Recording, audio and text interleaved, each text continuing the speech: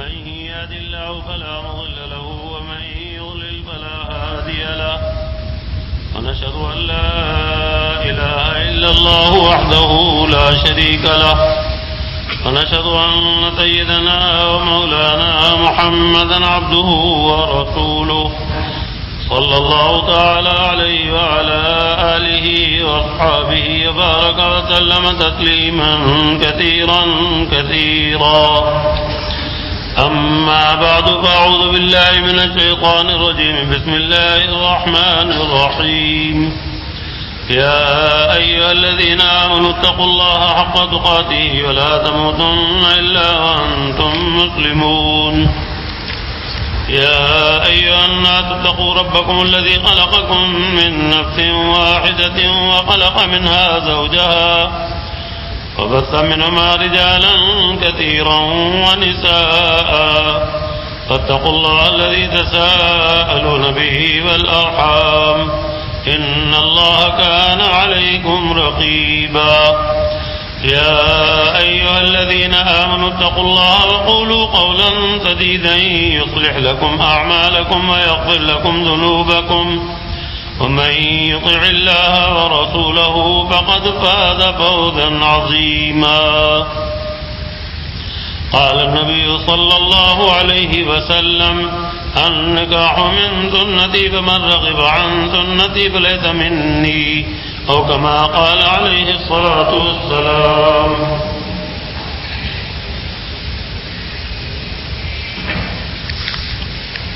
سید جمال الدین صاحب سیدہ سطوت ضیاء بنت سید ضیاء الدین احمد یہ آپ کے نکاح میں دی جاتی ہیں بوکالت جناب محترم سید شہاب الدین صاحب. گواہان کی موجودگی میں بعوض مہر 41,000 روپیہ سکہ رائج الوقت کل کا کل موجل. آپ نے ان کو اپنے نکاح میں قبول کیا. مائک پر فرمائیے میں نے قبول کیا. میں نے قبول کیا. جی آپ حضرات نے سن لیا.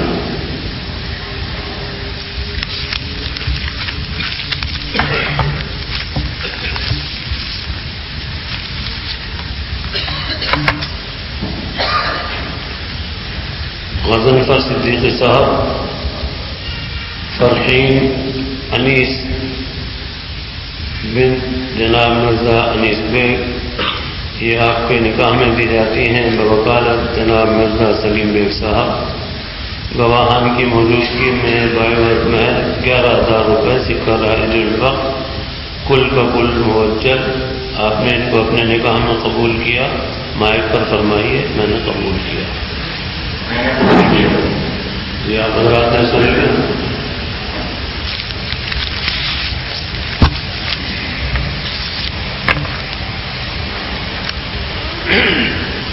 محمد عدنان میاں آسیہ بنت محمد شفیق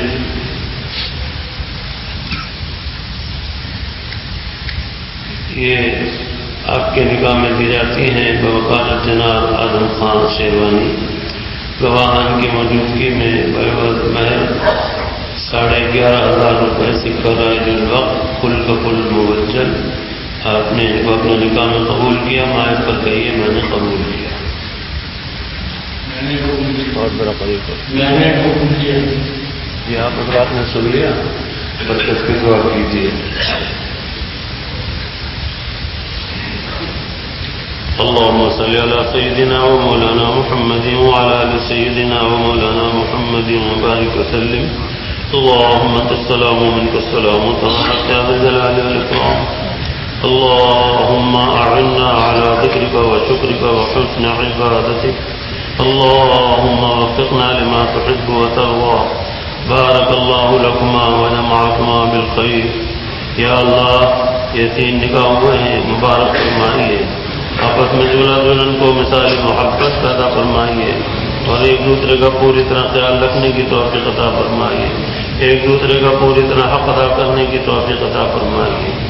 اے الہ العالمین حضور پاک صلی اللہ تعالیٰ علیہ وسلم کی کامل اتباع نصیب فرمائیے. خلاف شرع امور سے اجتناب نصیب فرمائیے.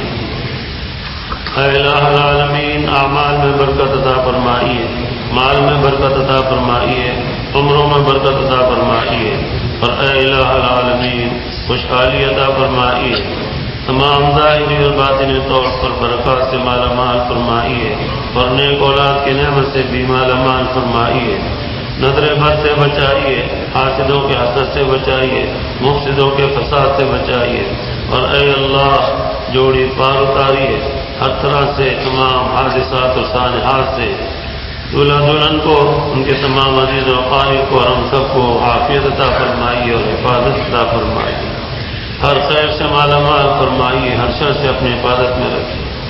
اے الہ العالمین ہماری دعاؤں کو اور التجاؤں کو شرف قبول عطا فرمائیے۔ صلی اللہ تعالی علی خیر خلقہ سیدنا محمد وعلی آلہ واصحابہ اجمعین، آمین برحمتک یا ارحم الراحمین۔ بہت مبارک ہو۔ لله رب العالمين والعاقبة للمتقين، والصلاة والسلام على رسوله سيدنا محمد وعلى آله واصحابه أجمعين، أما بعد۔ یہ بیان چل رہا ہے جمعے کو رحمت خداوندی سے متعلق۔ گزشتہ جمعے کو کچھ سنا اور اس سے پہلے بھی کچھ تھوڑا سا بیان ہو چکا ہے، بہرحال اس کو پھر سے سن لیجئے اور اللہ تعالیٰ کی عنایتیں اور مہربانیاں جو کچھ بھی ہیں ان سے آپ اور ہم بھرپور فائدہ اٹھانے کی کوشش کریں۔ حضرت ابو ہریرہ رضی اللہ تعالیٰ عنہ کی روایت ہے، کہتے ہیں کہ میں نے جناب رسول اللہ صلی اللہ تعالی علیہ وسلم کو یہ ارشاد فرماتے ہوئے سنا کہ اللہ تعالیٰ نے رحمت کے 100 حصے بنا کر 99 حصے اپنے پاس رکھے اور ایک حصہ زمین پر نازل فرمایا۔ مخلوق کی باہم ایک دوسرے پر شفقتیں اور مہربانیاں اسی ایک حصے کی بدولت ہیں، حتیٰ کہ گھوڑی جو اپنے بچے پر سے پاؤں ہٹا لیتی ہے کہ کہیں اسے تکلیف نہ پہنچے، یہ بھی اسی وجہ سے ہے۔ حضرت فقیہ ابو اللہ سمرقندی رحمۃ اللہ علیہ فرماتے ہیں کہ حضرت حسن بصری رحمۃ اللہ علیہ حضور اکرم صلی اللہ تعالی علیہ وسلم کا ارشاد مبارک نقل کرتے ہیں کہ اللہ تعالیٰ کی 100 رحمتیں ہیں، جن میں سے ایک رحمت اہل دنیا پر نازل فرمائی تو ان سب کو گھیرے ہوئے ہے جب تک کہ دنیا والے رہیں گے، اور قیامت کے دن اس رحمت کو بھی دوسری 99 رحمتوں کے ساتھ ملا لیں گے اور ان پوری 100 رحمتوں کو اپنے اولیاء اور اطاعت گزار بندوں کے لیے خاص فرمائیں گے۔ حضرت فقیر رحمۃ اللہ علیہ فرماتے ہیں کہ حضور اکرم صلی اللہ تعالی علیہ وسلم نے مومنین کے لیے رحمت کا ذکر فرمایا تاکہ وہ اللہ تعالیٰ کے اس اقدام، اس کی حمد و ثنا اور شکر اختیار کریں اور اعمال صالحہ کو اپنائیں، کیونکہ جو شخص اس کی رحمت کا امیدوار ہوتا ہے وہ اعمال میں خوب محنت کرتا ہے تاکہ اس کی رحمت کو حاصل کر سکے۔ اللہ پاک کا ارشاد ہے، ان رحمت اللہ قریب من المحسنین، بے شک اللہ تعالیٰ کی رحمت نیک کام کرنے والوں کے قریب ہے۔ نیز ارشاد فرماتے ہیں، فمن کان یرجو لقاء ربہ فلیعمل عملا صالحا، جو شخص اپنے رب سے ملنے کی آرزو رکھے تو نیک کام کرتا رہے۔ نیز ارشاد باری تعالیٰ ہے، ورحمتی وسعت کل شیء، اور میری رحمت تمام اشیاء کو محیط ہے، یعنی ہر چیز کو میری رحمت کا حصہ ملتا ہے۔ حضرت عبداللہ بن عباس رضی اللہ تعالیٰ عنہ فرماتے ہیں کہ جب یہ آیت نازل ہوئی تو شیطان لعین بھی اکڑنے لگا کہ میں بھی تو اشیاء میں سے ایک شے ہوں، لہذا مجھے بھی رحمت سے حصہ ملے گا، اور ایسے ہی یہود و نصارہ نے اکڑنا شروع کیا۔ پھر جب بعد والا حصہ فَسَأَكْتُبُهَا لِلَّذِينَ يَتَّقُونَ وَيُؤْتُونَ الزَّكَاةَ وَالَّذِينَ هُمْ بِآيَاتِنَا يُؤْمِنُونَ نازل ہوا، جس کا حاصل یہ ہے کہ میں اپنی رحمت ان لوگوں کے لیے مخصوص کروں گا جو شرک سے بچتے رہے اور زکوٰۃ دیتے رہے اور ہماری آیتوں پر ایمان لاتے ہیں۔ تو ابلیس یہ سن کر مایوس ہو گیا۔ البتہ یہود و نصارہ کہنے لگے کہ ہم شرک سے بچتے ہیں، زکوٰۃ بھی دیتے ہیں، اس کی آیات پر ایمان بھی رکھتے ہیں۔ تو پھر اللہ تعالیٰ کا ارشاد پاک نازل ہوا، الذین یتبعون الرسول النبی الامی، یعنی جو لوگ حضرت محمد صلی اللہ تعالی علیہ وسلم کی تصدیق کرتے ہیں۔ تو یہ سن کر یہود و نصارہ بھی مایوس ہو گئے اور رحمت صرف مومنین کے لیے باقی رہی۔ آگے ارشاد فرمایا ہے، ہر مومن پر واجب ہے کہ اللہ تعالیٰ کی حمد و ثنا کرے اور شکر ادا کرے کہ اس نے اسے ایمان کی دولت سے سرفراز فرمایا اور مومن بنایا۔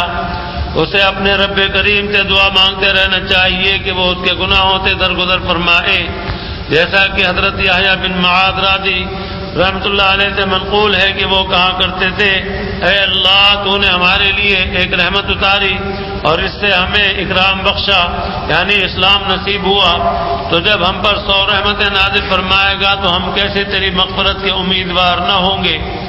اور انہی کا ارشاد ہے کہ فرماتے ہیں، اے اللہ اگر تیرا ثواب فرما برداروں اور تیری رحمت گناہگاروں کے لیے ہے تو میں گو فرما برداروں میں سے نہیں مگر تیرے ثواب کا ضرور امیدوار ہوں، اور میں گناہگاروں میں سے ہوں، لہذا تیری رحمت کی بھی امید رکھتا ہوں۔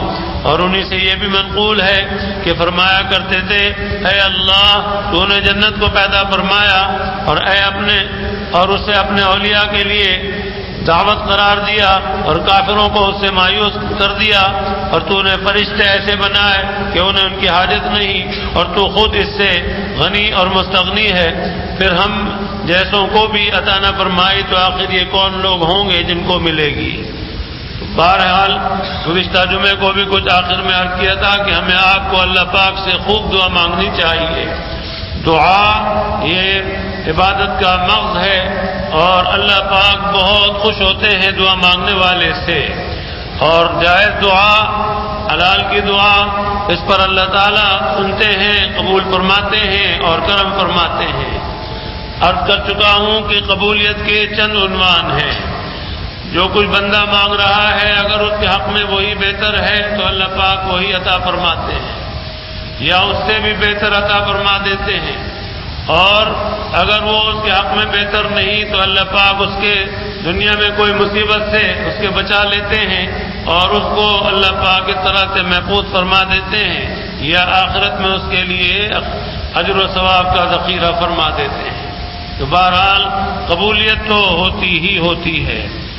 مومن مسلمان کی دعا بھی قبول ہوتی ہے، کافروں کی بھی دعا قبول ہوتی ہے، آدمیوں کی دعا بھی قبول ہوتی ہے اور جانوروں کی دعا بھی قبول ہوتی ہے، سب کی دعا قبول ہوتی ہے، الا یہ کہ محالات کی دعا ہو یا ناجائز کی ہو، قطع رحمی کی ہو، اللہ کی نافرمانی کی ہو تو وہ دعا اللہ پاک قبول نہیں فرماتے۔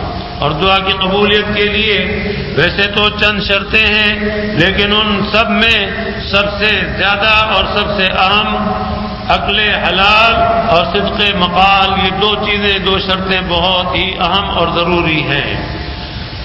کھانا حلال کا ہو اور سچائی ہو تو پھر دعا میں قبولیت کے اندر بہت زبردست تاثیر زیادہ پیدا ہوتی ہے۔ اگر عقل حرام ہو تو اس صورت میں دعا قبول نہیں ہوتی اور حرام کی وجہ سے نحوست پیدا ہوتی ہے۔ بعض تو ایسے حرام کام ہیں اور حرام کے لقمے ہیں کہ جن کی وجہ سے تقریباً 40 دن کی عبادتیں بے نور ہو جاتی ہیں، بے اثر ہو جاتی ہیں، قبول نہیں ہوتی۔ اس لیے دعا کے لیے جہاں اور آداب اور شرائط ہیں کہ آدمی اللہ تعالیٰ کو مالک اور خالق مان کر اس سے مانگے اور گڑ گڑا کر مانگے، پھر اللہ پاک اس کی دعا کو سنتے ہیں۔ قرآن پاک میں ارشاد فرمایا ہے، ادعوا ربکم تضرعا وخفیا انہ لا يحب المعتدین، کہ اس سے مانگو، اس کو یاد کرو، پکارو، دعا کرو اس سے، علانیہ بھی اور چھپ کر بھی۔ کبھی آدمی کا دل ہوتا ہے کہ سب کے ساتھ دعا مانگتا ہے، کبھی دل ہوتا ہے اکیلے میں مانگتا ہے، کبھی زبان سے مانگتا ہے اور کبھی دل سے۔ اللہ تعالیٰ سے جب بھی دل چاہے رابطہ کر لیں، کبھی بھی کوئی رکاوٹ نہیں ہوتی۔ اور اللہ پاک سے جائز چیز مانگیں، حلال مانگیں، اللہ پاک سنتے ہیں، قبول فرماتے ہیں۔ اور یہ چند مختلف عنوان جو ہیں ان میں سے کوئی نہ کوئی عنوان قبولیت کا ضرور ہوتا ہے۔ اور اس میں یاد رکھیے، میں پہلے بھی عرض کر چکا ہوں، ہم اور آپ جلدی نہیں کر سکتے، ہمیں آپ کو اللہ تعالیٰ کے اوپر دھونس جمانے کی ضرورت نہیں، عاجزی کرنے کی ضرورت ہے۔ اللہ پاک سے لگ لپٹ کر عاجزی کے ساتھ، بہت ہی انکساری کے ساتھ، الحاح اور زاری کے ساتھ مانگنے پر اللہ تعالیٰ کو بہت ترس آتا ہے، اور اللہ تعالیٰ قبول فرما کر اس کی ضرورت اور حاجت کو پورا فرماتے ہیں۔ اور اس امت میں حضور پاک صلی اللہ تعالی علیہ وسلم کے امتی، خصوصاً حضرات صحابہ کرام رضوان اللہ علیہم اجمعین، حضرات امہات المومنین اور صحابیات، وہ ہستیاں ہیں کہ جن کی دعائیں بہت قبول ہوتی تھیں۔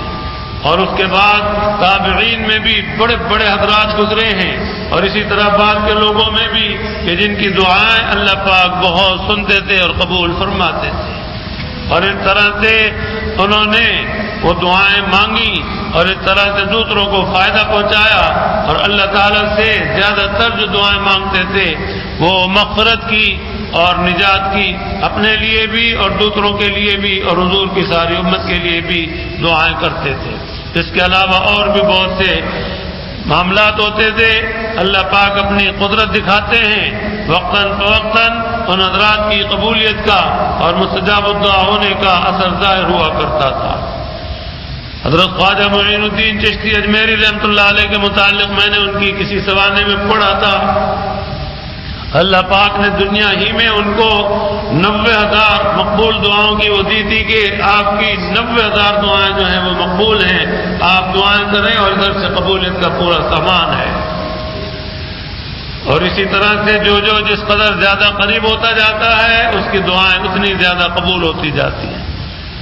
اس ذیل میں یاد کروں، بہت سے حضرات ہیں جو کہہ دیتے ہیں کہ ہم تو بڑے گناہگار ہیں، ہماری کہاں سنتے ہیں۔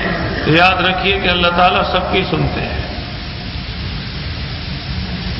دل کی گہرائی سے آدمی مانگے تو اللہ پاک سنتے ہی سنتے ہیں اور قبول کرتے ہی کرتے ہیں۔ اور حقیقت ہے کہ اس طرح سے آدمی کو نہیں کہنا چاہیے، اللہ پاک سے دعا کر لے اور مانگ لے۔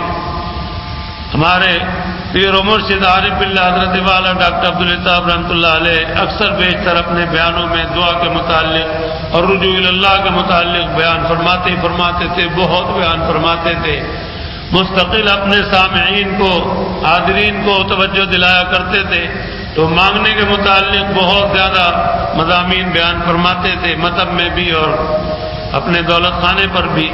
تو غرض کہ کوئی بھی شخص عام عادت ہے کہہ دیتے ہیں کہ بھئی دعا کر دو ہمارے لیے، تو اگلا کہتا ہے جی ہم تو بڑے گناہگار ہیں، ہماری دعا کہاں قبول ہوگی۔ تو اس پر فرمایا کرتے تھے کہ اس طرح کہنا جو ہے یہ بے ادبی ہے اور گستاخی ہے۔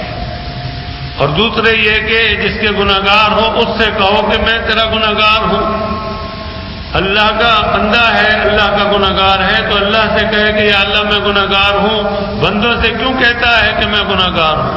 اور پھر اس پر آگے فرمایا کرتے تھے ویسے تو یہ ایک عرف عام کسی بات ہے اور آدمی ایک طرح سے کیا کلام کے طور پر استعمال کرتا ہے جی بڑا گناہگار ہوں، لیکن فرماتے تھے کہ اگر دوسرا کوئی اس کو کہہ دے آئیے جناب گناہگار صاحب، تو بڑا برا منائے گا، کہے گا آپ کون ہوتے ہیں مجھے گناہگار کہنے والے۔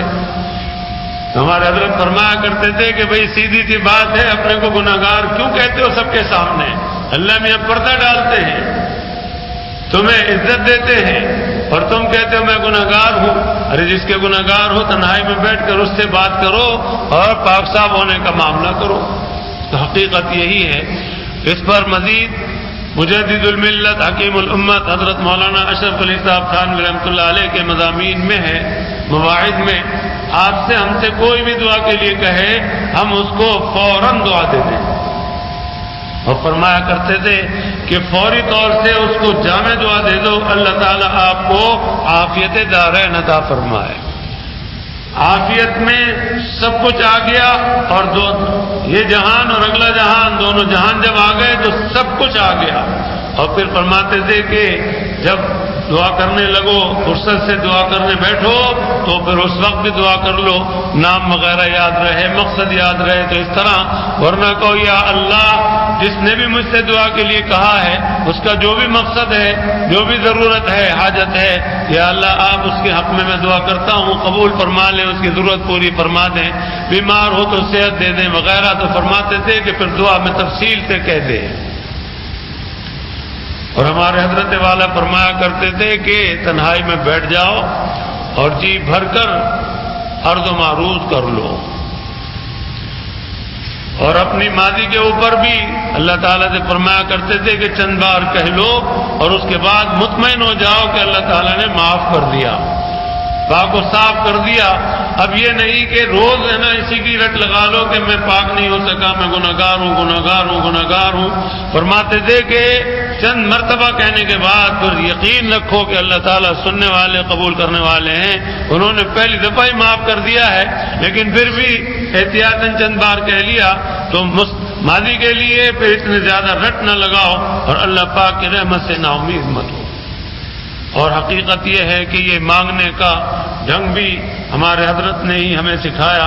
ہمارے حضرت کی بڑی زبردست اللہ تعالیٰ نے خاص شان رکھی تھی، انفرادی، جہاں اور ان کی خصوصیات تھی، وہ منفرد ہستی تھی اور منفرد ہی ان کی خصوصیات تھی، تو من جملہ ان کے یہ دعا کا بھی انداز منفرد ہی تھا۔ ورنہ آپ نے دیکھا ہی ہے سارے بزرگ ماشاءاللہ بڑے بڑے، لیکن دعا کا معاملہ جو ہے وہ بالکل مختصر بھی، اور کچھ پتہ نہیں چلتا کیا مانگا اور بس ختم۔ لیکن ہمارے حضرت تھے کہ جہری طور پر دعا مانگتے تھے اور سارے حاضرین کو، مجمع کو، مستورات اور مردوں کو سب کو شریک رکھتے تھے، اور ایک طرح سے بڑے ہی تضرع کے ساتھ میں دعا فرمایا کرتے تھے۔ بہرحال ہمیں آپ کو اللہ پاک سے ہی مانگنا چاہیے۔ صبح کے درس میں یہ مضمون ابھی چل رہا ہے کئی دن سے، حضرت مفتی صاحب رحمۃ اللہ علیہ نے کافی اس پر روشنی ڈالی ہے اور تفصیل سے ارشاد فرمائے ہیں، احادیث بھی بیان کی ہیں۔ قرآن پاک کی اس آیت کے ذیل میں مضمون چل رہا ہے ادعوا ربکم تضرعا وخفیا انہ لا يحب المعتدین، کہ آدمی جب بھی دل چاہے اس کا اللہ پاک سے رابطہ کرے، اللہ تعالیٰ کو وہ حاضر پائے گا۔ موقع ہے فرصت کا، اطمینان کا، تو بڑے آرام سکون سے دوزانو ہو کر بیٹھے، ہاتھ اٹھائے اور گردن نیچے جھکا لے، اور اس طرح سے یہ سوچتے ہوئے، یہ ذہن میں بٹھاتے ہوئے کہ اللہ تعالیٰ میرے سامنے ہیں، میں ان کے سامنے ہوں، میں عرض و معروض کر رہا ہوں، وہ سب کچھ سن رہے ہیں، دیکھ رہے ہیں، اور پھر درود شریف پڑھ کر پھر اس کے بعد اپنی مدعا جو کچھ بیان کرنا ہے، ضرورت بیان کرنی ہے وہ بیان کرے، اور پھر آخر میں بھی درود شریف پڑھے تو اللہ پاک کرم فرماتے ہیں، درود شریف قبول ہی قبول، تو اس کی برکت سے دعا بھی قبول۔ اور کسی کے لیے ناجائز کی اور نقصان کی دعا نہ کرے، اور قبول ہوتی ہے۔ ان دو بزرگوں کا ذہن میں اس وقت آیا، ویسے تو بڑے بڑے بزرگوں کے عجیب و غریب واقعات اور حالات سامنے آتے رہتے ہیں۔ حضرت خواجہ معین الدین چشتی اجمیری رحمۃ اللہ علیہ سلطان الہند، آپ کو وقت کا ایک بادشاہ تھا، بڑا تنگ کر رہا تھا، اور وارننگ دے کے کہلا کے بھیجتا تھا کہ یہاں سے چلے جاؤ ورنہ خیر نہیں۔ آپ ٹال جاتے تھے، پھر ایک دفعہ فرمایا کہ ہم نے اس کو پکڑ کر ایک مسلمان بادشاہ کا نام لے کر فرمایا کہ ہم نے اس کے حوالے کر دیا، اور اس طرح سے تھوڑے ہی دن گزرے تھے کہ وہ حملہ آور ہوئے، اور اللہ تعالیٰ کا ایسا ہی کرنا ہوا کہ ان کے ہاتھوں یہ مارا گیا۔ اسی طرح سے سلطان الہند حضرت نظام الدین اولیاء رحمۃ اللہ علیہ، آپ کو بھی وقت کا بادشاہ ناپسند کرتا تھا، قبولیت دیکھتا تھا تو بہت ہی جلتا تھا اور بہت ہی زیادہ اپنی حکومت جتاتا تھا۔ آپ کو کئی بار آرڈر دے کر بھیج دیا کہ یہاں سے نکل جائیں، پھر وہ گیا بنگال، وہاں سے واپس آ رہا تھا، اس پر بھی اس نے پیغام بھجوایا کہ ان سے کہو کہ میرے پہنچنے سے پہلے پہلے وہ نکل جائیں، تو آپ ٹالتے رہے، پھر پیغام پہنچایا کہ کہہ دیں کہ میرے آنے سے پہلے پہلے نکل جائیں، تو پھر آپ نے ایک دفعہ فرما دیا انوز دلی دورس، یہ بہت مشہور جملہ ہے، جو حضرت نظام الدین اولیاء رحمۃ اللہ علیہ کی زبان مبارک سے نکلا تھا، اور ایسے ہی پورا ہوا کہ حیدرآباد میں آ کر وہ رکا اور وہاں اس نے محل بنوایا. اب واللہ عالم کہ سازش کے تحت اس کے محل کی چھت گری یا کہ اللہ کے حکم سے اسی طرح سے اس کو وہاں مارنا مخصوص تھا اللہ پاک کو، تو بہرحال اس کے اوپر چھت گری اور وہ دب کے مرا اور دلی پہنچنا نصیب نہیں ہوا. اور حضرت نظام الدین اولیاء رحمۃ اللہ علیہ وہیں رہے اور ساری زندگی وہاں گزری. اللہ پاک نے عزت میں مزید اضافے فرمائے، اور اس طرح سے اللہ پاک نے دکھا دیا کہ ہمارے محبوب بندوں کو کوئی ستاتا ہے تو وہ ہماری پکڑ سے بچ کے نہیں جا سکتا. اور بہت سے بزرگوں کے اپنے ذات کے معاملات کے بارے میں دعاؤں کے معاملے ہیں کہ دعائیں کرتے تھے، اللہ پاک نے ان کی سنی اور قبول فرمائی. ایک بزرگ گزرے ہیں حضرت ثابت بنانی رحمۃ اللہ علیہ، 50 سال تک شب بیدار رہے اور دن میں بھی عبادت میں رہتے تھے، دین کی خدمت بھی کرتے تھے. اللہ پاک سے دعا یہی کیا کرتے تھے کہ یا اللہ اگر برزخ میں آپ نماز پڑھنے کی اجازت دیں تو میرا دل چاہتا ہے کہ وہاں مجھے نماز کی اجازت مل جائے. دلی تمنا تھی. چنانچہ جب انتقال ہوا اور تدفین کا عمل ہونے لگا تو جب ان کو قبر میں رکھا تو ایک صاحب نے ذرا آگے کو ہو کر جھک کر نیچے جو دیکھا تو برابر میں انہیں نظر آئے کہ نماز کی نیت باندھ رکھی ہے اور نماز کے لیے کھڑے ہیں. تو ایک بزرگ ان کا میں عرض کر چکا ہوں کہ قرآن پاک کا بڑا ان کو شغف تھا اور وہ چاہتے تھے کہ برزخ کے عالم میں بھی قرآن پاک پڑھنے کی اجازت ملے. تو اللہ پاک نے ان کی یہ دعا اور تمنا پوری فرمائی اور وہ برزخ کے عالم میں قرآن پاک پڑھ رہے تھے اپنی قبر کے اندر. اور بعض وقت اللہ تعالیٰ بزرگوں کے احوال بعض لوگوں پر منکشف بھی فرما دیتے ہیں اور لوگ دیکھ لیتے ہیں منکشف جن پر ہوتا ہے کہ وہ کس حال میں کیا عبادت کر رہے ہیں. بہرحال اس عالم میں رہتے ہوئے تو ثواب کا کام ہے اور عالم برزخ میں ان کی خواہش کو اللہ پاک پورا فرماتے ہیں. اگرچہ اجر و ثواب کا وہاں قصہ ختم ہے لیکن پھر بھی اللہ پاک ان کی لاج رکھتے ہیں. تو آپ اور ہم اللہ پاک سے مانگنے میں دریغ نہ کریں. اور بتیرے لوگ ہیں کہ جو مانگنے سے گریز کرتے ہیں. جو رب سے نہیں مانگے گا تو بھلا بتاؤ پھر کس سے مانگے گا. اور دوسرے یہ کہہ دینا کہ جی مانگنے کی ضرورت نہیں ہمیں، تو یہ بھی استغنا کی بات ہے جو ایک بندے کو تو زیب نہیں دیتی کہ وہ مستغنی بنے. استغنا تو خالص اللہ تعالیٰ کی صفت ہے. اور مانگنے میں اللہ پاک نے ہمیں آپ کو قرآن پاک میں کتنی دعائیں سکھائی ہیں. ربنا ربنا ربنا ربنا ربنا کتنی دعائیں سکھائی ہیں. اور سب سے پہلی صورت میں اہدنا الصراط المستقیم صراط الذین انعمت علیہم کی تعلیم دی ہے. تو دعائیں تو اللہ پاک نے خود قرآن پاک میں سکھائی ہیں اور جناب رسالت مآب صلی اللہ تعالی علیہ وسلم کے حدیث میں موجود ہیں. تو دعائیں مانگنا تو یہ ہمارے آپ کے لیے بہت ضروری ہے. اور دعاؤں میں اللہ پاک نے ایسی تاثیر رکھی ہے کہ اس کی وجہ سے بہت ساری مصیبتیں ٹل جاتی ہیں اور اللہ پاک کرم فرماتے ہیں کہ تقدیر کو بھی بدل دیتے ہیں.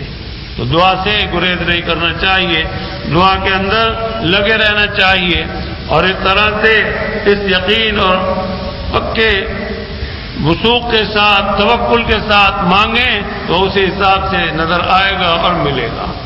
اور میں عرض کر چکا ہوں کہ ملتزم اور چوکھٹ شریف وہاں لوگ لپٹ کر اور خوب مانگتے ہیں اور اللہ پاک دیتے ہیں. کتنے کتنے ہیں کہ جنہوں نے براہ راست جو مراد مانگی اللہ پاک نے انہیں عطا فرمائی. اسی طرح سے مساجد میں اپنے گھر میں کہیں بھی رات کو بھی جیسے ہمارے حضرت والا فرماتے ہیں کہ آنکھ کھل جائے تو اٹھ کر بیٹھ جاؤ ذرا سی دیر کو اور اللہ پاک سے عرض و معروف کر لو اور پھر سو جاؤ.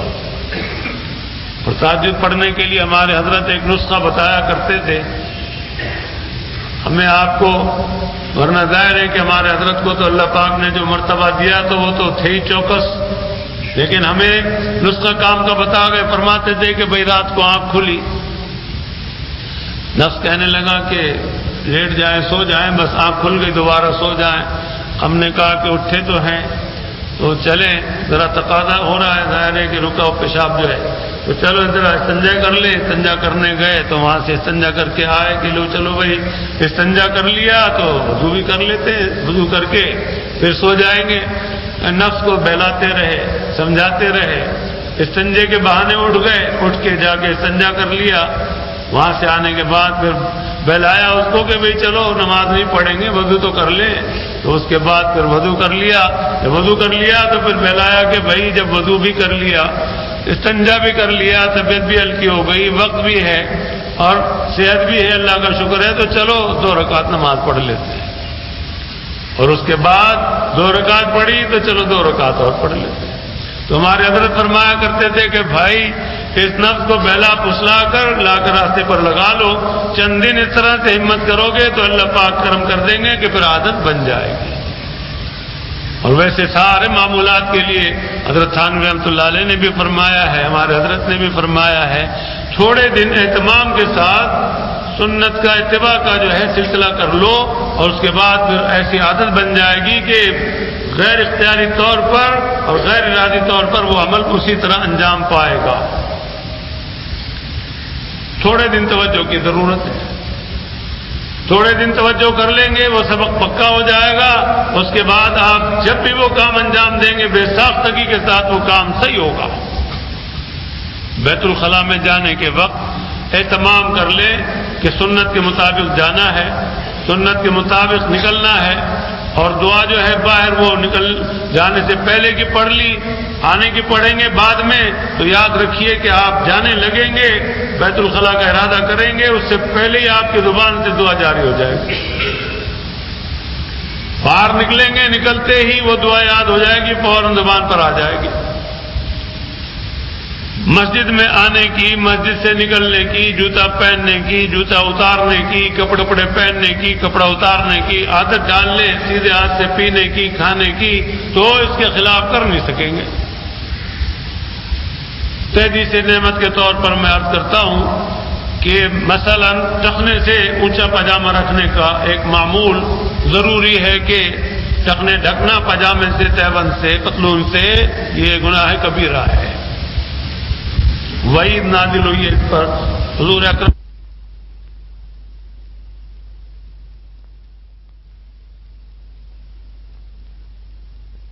جوتا اتارنے کی, کپڑے پہننے کی, کپڑا اتارنے کی عادت ڈال لیں, سیدھے ہاتھ سے پینے کی, کھانے کی, تو اس کے خلاف کر نہیں سکیں گے. تحدیث نعمت کے طور پر میں عرض کرتا ہوں کہ مثلا ٹخنے سے اونچا پاجامہ رکھنے کا ایک معمول ضروری ہے کہ ٹخنے ڈھکنا پاجامے سے, تہبند سے, پتلون سے, یہ گناہ کبیرہ ہے. وعید نازل ہوئی ہے اس پر. حضور اکرم صلی اللہ تعالی علیہ وسلم نے فرمایا کہ اس مرد کی طرف اللہ پاک رحمت کی نظر نہیں فرمائیں گے جو اپنے ٹخنے ڈھکتا ہے. پاجامہ, تہبند اور پتلون عرض کر رہا ہوں, مجبوری کے درجے میں جو پتلون پہنتے ہیں تو موزہ اس سے مستثنا ہے اور عورتیں بھی مستثنا ہیں. عورتوں کے لیے یہ حکم نہیں ہے. تو بہرحال آدمی اس کا وہ کرے. تو میں نے اہتمام کیا تو اب یہ عالم ہے کہ میرا پاجامہ اگر ذرا بھی لٹکے اور میرے ٹخنے سے لگے تو میرا ٹخنا کہہ دیتا ہے فوراً پاجامہ لگ گیا. حتیٰ کہ کئی سال پہلے مجھے اتنا وہم سا ہونا شروع ہو گیا کہ میرے پاجامہ جو ہے ٹھیک بھی ہو, لگے کہ ٹخنے کے لگ گیا. بالآخر پھر اس کا علاج کیا. میں نے اہلیہ کو دکھایا, بیٹوں کو دکھایا. میں نے کہا دیکھو پاجامہ میرا ٹھیک ہے کہ نہیں, ٹخنے سے لگ تو نہیں رہا ہے. تو انہوں نے کہا کہ نہیں اٹھا ہوا ہے. میں نے کہا مجھے وسوسہ آنے لگا کہ ٹخنے سے لگ رہا ہوگا. تو بہرحال اب معاملہ یہ ہے کہ ٹخنے سے اوپر پاجامہ تہمت رہتا ہے. اسی طرح سے جوتا پہننے میں اور اتارنے میں, اور اسی طرح کپڑے پہننے اور اتارنے میں اللہ کا شکر ہے. اسی طرح بیت الخلاء میں جانے اور نکلنے میں, تو اسی طرح مسجد میں آنے اور نکلنے میں آپ دیکھیے کبھی بھی کہ بے ساختگی کے ساتھ اللہ پاک کا شکر ادا کرتا ہوں. اور اللہ پاک بڑے بول سے بھی بچائے, تکبر سے بچائے اور نظر بد سے بچائے. کہ اگر آپ حضرات ظاہر میں یہ دیکھ رہے ہوں گے کہ میں آپ حضرات سے باتیں کرتا ہوا جا رہا ہوں, تو میں اس وقت بھی مسجد سے نکلتے ہوئے وہ دعا بھی پڑھ لوں گا لمحات کے اندر, اور جوتا پہننے کا عمل جو ہے وہ بھی سنت کے مطابق انجام دوں گا اللہ تعالیٰ کے فضل سے. کیونکہ شروع میں نے اس پر کافی توجہ رکھی اور اہتمام کیا تو اللہ کا شکر ہے۔ مسجد میں آنے کا معاملہ بھی اسی طرح ہے کہ مسجد میں آنے لگوں گا تو جوتے اتارنے میں بھی سنت کا پورا خیال رہے گا کہ کس طرح سے جوتا پہلے اتارنا ہے، اور اس کے بعد مسجد میں داخل ہونے کا بھی اہتمام رہے گا۔ تو عرض کرنے کا مقصد ہے کہ ہمارے بزرگوں نے فرمایا کہ تھوڑے دن اہتمام سے اس کام کو انجام دے دو، عادت بن جائے گی، معمول پکا ہو جائے گا، سبق پکا ہو جائے گا، فطرت ثانیہ بن جائے گی۔ اور آپ کر کے بھی دیکھ لیجئے، اس میں آپ مشاہدہ کر لیں اور تھوڑے دن معمول بنا لیں، اہتمام کے ساتھ کام انجام دیں۔ جو بھی کچھ میں نے عرض کیا سارے ہی زندگی کے معمول، تو آپ دیکھیے کہ آپ کو اس کے خلاف کرنے کی جرأت نہیں ہوگی، اللہ تعالیٰ بڑا کرم فرما دے گی۔ وضو کرنے لگیں گے، وضو کے لیے ہاتھ دھونا شروع کیے اور آپ کی زبان پر کلمات جاری ہونے شروع ہوئے، بسم اللہ وغیرہ، تو اللہ تعالیٰ کرم کرتے ہیں کہ مشین جو ہے اس کو اس میں پکا کر دیتے ہیں۔ آنکھ جیسے کھلتی ہے، کھلتے ہی اور اللہ پاک کی مہربانی ہے، اس کا کرم ہے، زبان پر جاری ہو جاتا ہے الحمدللہ الذی احیانا بعد ما اماتنا والیہ النشور۔ کبھی واحد متکلم کا صیغہ پڑھ لیتا ہوں الحمدللہ الذی احیانی بعد ما اماتنی والیہ النشور، تو بہرحال زبان پر جاری ہو جاتا ہے، 2-3 دفعہ اٹھ کے پڑھ کے اور پھر اس کے بعد آگے چل دیتا ہوں۔ اور پھر استنجے کے معاملے میں بیت الخلاء سے پہلے ہی جو ہے منہ پر دعا آ جاتی ہے، دعا پڑھ کے پھر پاؤں رکھتا ہوں۔ باہر نکلتا ہوں تو باہر نکلتے ہی بے ساختہ جو ہے وہ دعا آ جاتی ہے، تو غرض کے تھوڑے دن معمول بنانے پر سبق پکا ہو جاتا ہے۔ اللہ تعالی ہمیں آپ کو اتباع سنت نصیب فرمائے۔ اور اب تو بہت معاملہ آسان ہے کہ ہمارے حضرت والا نے کتاب مرتب فرما دی ماشاءاللہ، بہت ہی مفصل ہے، اسوہ رسول اکرم صلی اللہ علیہ وسلم، اس کو لیں، پڑھیں اور سنتوں پر عمل کرتے رہیں اور سنتوں کو زندہ کرتے رہیں۔ اور مختصر وہ حضرت مولانا مفتی عبدالحکیم صاحب رحمۃ اللہ علیہ کی ہے علیکم بسنتی، کہ اس کو پڑھیں اور سنتوں کو زندہ کرنے والے بنیں اور اللہ اور اس کے رسول کے یہاں معزز اور محترم ہو جائیں۔ تو غرض کے دعا جو ہے یہ بڑی زبردست چیز ہے۔ دعا تو چھوٹی چھوٹی باتوں کے لیے بھی مانگ لیا کریں اللہ میاں سے، اللہ تعالیٰ کے یہاں دعا مانگنے میں کسی قسم کی آر محسوس مت کیا کریں۔ اور اللہ تعالیٰ وہ داتا ہیں، وہ معطی ہیں کہ جن کے خزانوں میں کوئی کمی نہیں ہے، جن کے خزانوں کی چابیاں اتنی ہیں کہ جن کا کسی کو علم نہیں سوائے اللہ کے، تو ان کے خزانے کتنے وسیع ہیں۔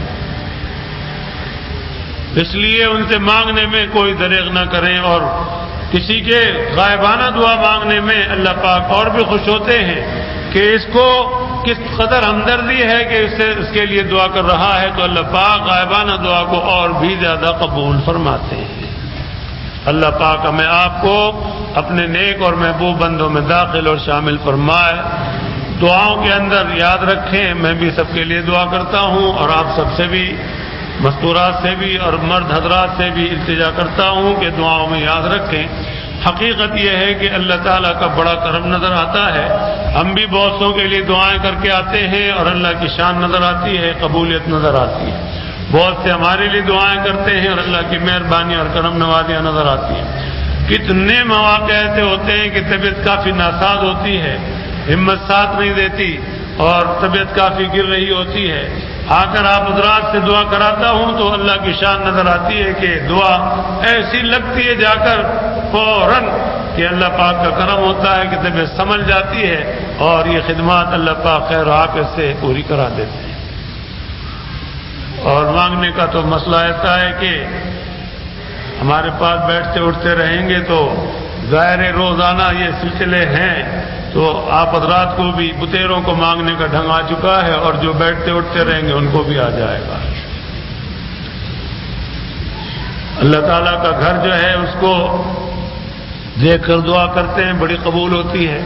تو عام طور سے یہی ہے کہ پہلی نظر پر جو دعا مانگ لے وہ قبول ہوتی ہے۔ میں جستجو میں تھا کہ اس کے بعد بھی جب دور ہو گئے پھر قریب آئے پھر نظر پڑی تو یہ بھی تو پہلی نظر ہوتی ہے۔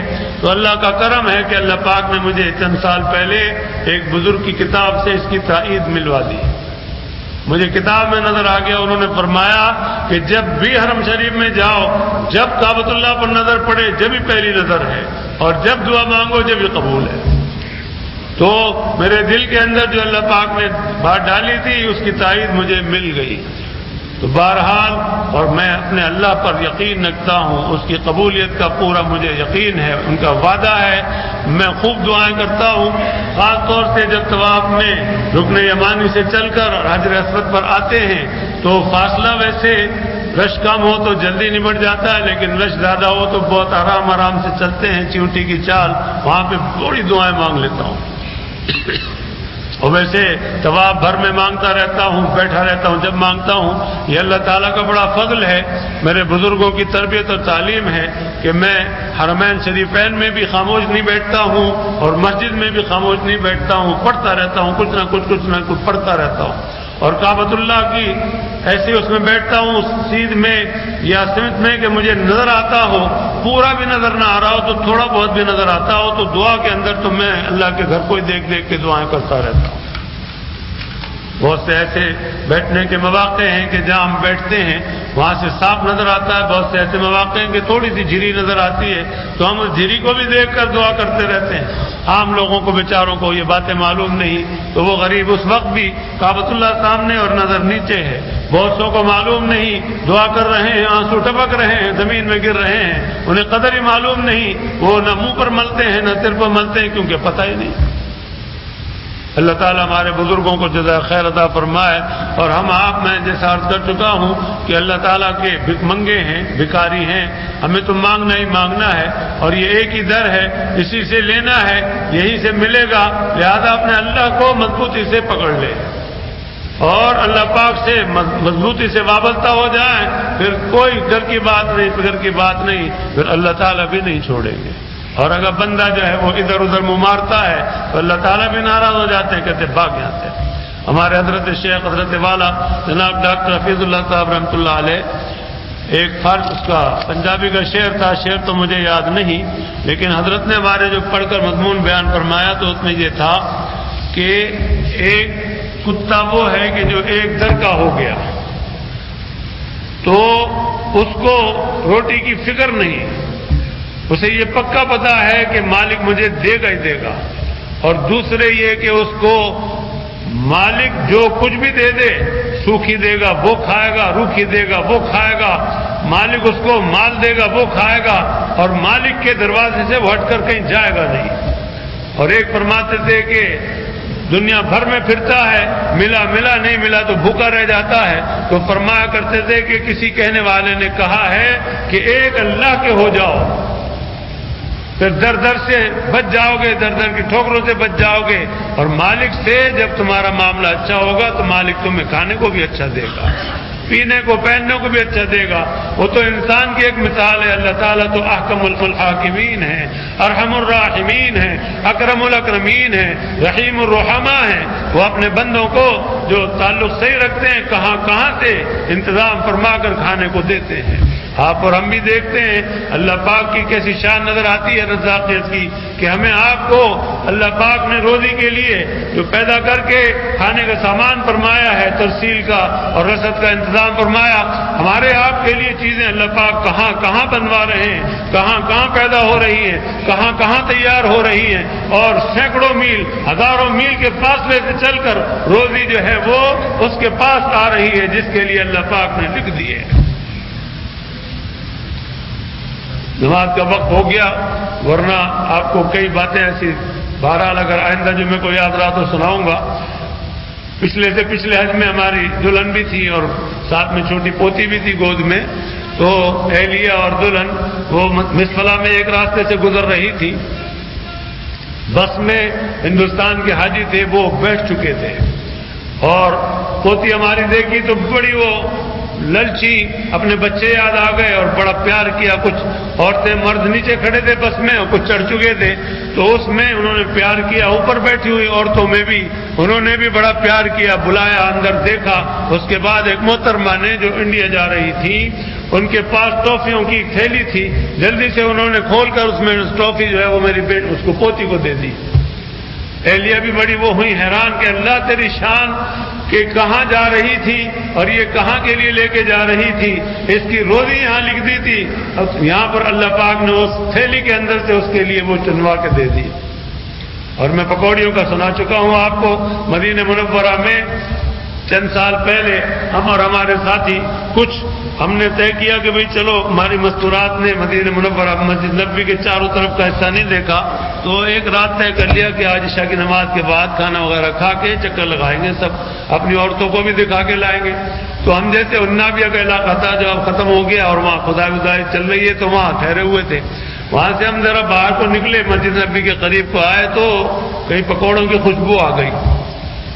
تو ہماری عورتوں میں سے بعض نے کہا کہ پکوڑوں کی خوشبو آ رہی ہے، میں نے کہا اللہ پاک کھلائیں گے۔ تو ہم چلے گئے، اس کے بعد ہم وہاں پورا چکر لگا کے پھر واپس اسی طرف آ کر اپنی گلی میں جیسے داخل ہونے لگے تو ایک بزرگ صورت ماشاء اللہ کون تھے اللہ پاک ہی جانتے ہیں، آئے، سلام کیا بڑے زور سے انہوں نے، اور میں نے جواب دیا، اور اس کے بعد ایک تھیلی کاغذ کی انہوں نے میرے ہاتھ میں تھمائی اور یہ جا اور وہ جا، گرم گرم پکوڑے۔ میں نے دیکھا اور دیکھا، میں نے کہا لو جی پکوڑے مانگے تھے، اللہ میں نے پکوڑے دے دیے۔ تو باہر کیا ہے، اللہ تعالیٰ کی بڑی زبردست شان ہے، اللہ تعالیٰ ہم سب کو اچھی سوچ عطا فرمائے۔ مختصر سے دعا کر لیجیے، اللہم صلی علی سیدنا و مولانا محمد وعلی آل سیدنا و مولانا محمد وبارک وسلم۔ اللهم انت السلام ومنك السلام تبارك يا ذا الجلال والاكرام، اللهم اعنا على ذكرك وشكرك وحسن عبادتك، اللهم وفقنا لما تحب وترضى، اللهم اني اسالك من خير ما سالك منه نبيك سيدنا محمد صلى الله عليه وسلم، واعوذ بك من شر ما استعاذك منه نبيك سيدنا محمد صلى الله عليه وسلم، سمعنا واطعنا غفرانك ربنا واليك المصير، صلى الله تعالى على خير خلقه سيدنا محمد وعلى آله وأصحابه أجمعين، آمين برحمتك يا أرحم الراحمين۔